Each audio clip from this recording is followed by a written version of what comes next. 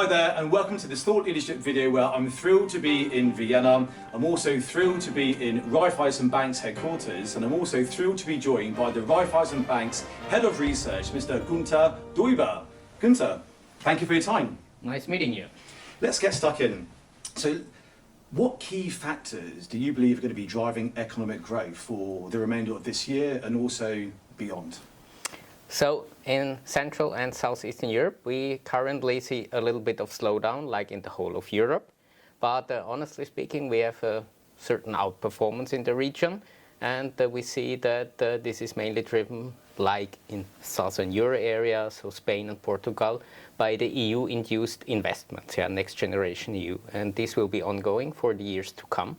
And secondly, we see the first near or friendshoring projects coming alive in the region. So the region is, from our understanding, a spotlight for these reallocation efforts at global or European companies that want to have their operations closer to the home markets and in the right, I would call it, geopolitical jurisdiction, which are possibly EU markets or markets closely to the European Union. Okay, interesting, lots of growth then. In your view, what are the Austrian economic prospects for the remainder of this year? So I think we have to differentiate a little bit between the prospects and where we are coming from. So we expect a rather meager growth of 1% over the whole of the year in the Austrian economy. We are still in a slowdown, but we are coming from a very strong performance. So structurally, over the last 2 to 3 years, we outperformed the German economy, I would say, by 3, 4, 5 percentage points in terms of growth.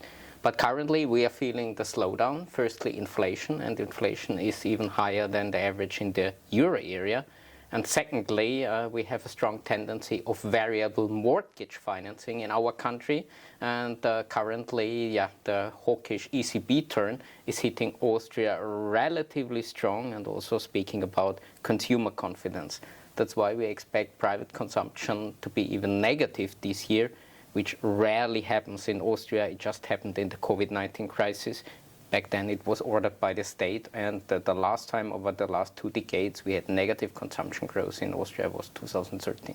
So a rare phenomenon, high inflation and ECB turnaround is currently challenging Austria, but we shouldn't forget where we are coming from. We had a 5% growth last year, which was stellar, I would say. Yes, a really good performance. So speaking about performance, let's talk about asset classes. So the fixed income markets within Austria and also Central and Eastern Europe.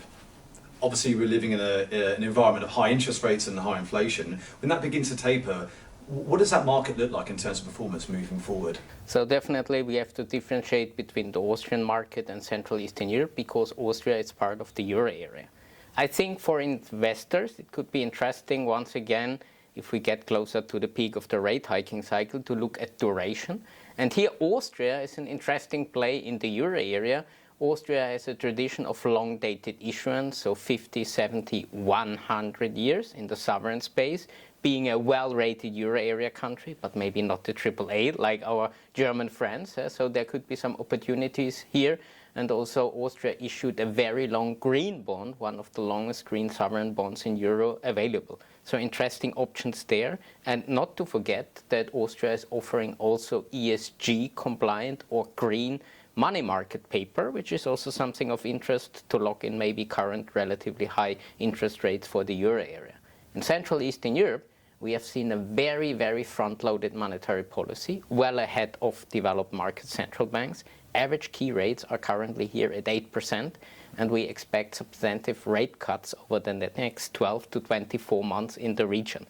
Partly, this is priced in on markets, but I think bets on even stronger rate cuts can re-emerge. So we are once again a little bit back to where we had been maybe 10, 15, 20 years ago, these convergence bets, so that the region will converge stronger once again to euro area rates. This is a viable strategy that we will see in markets over the next 1 to 2 years. Interesting. Final question. I was speaking with you before we were shooting this video, and it's funny because if you look back in 2022, so much has happened. You just never know what's around the corner in terms of a macro geopolitical sense, on an asset class sense. Moving forward, what risks or what challenges do you foresee in the future?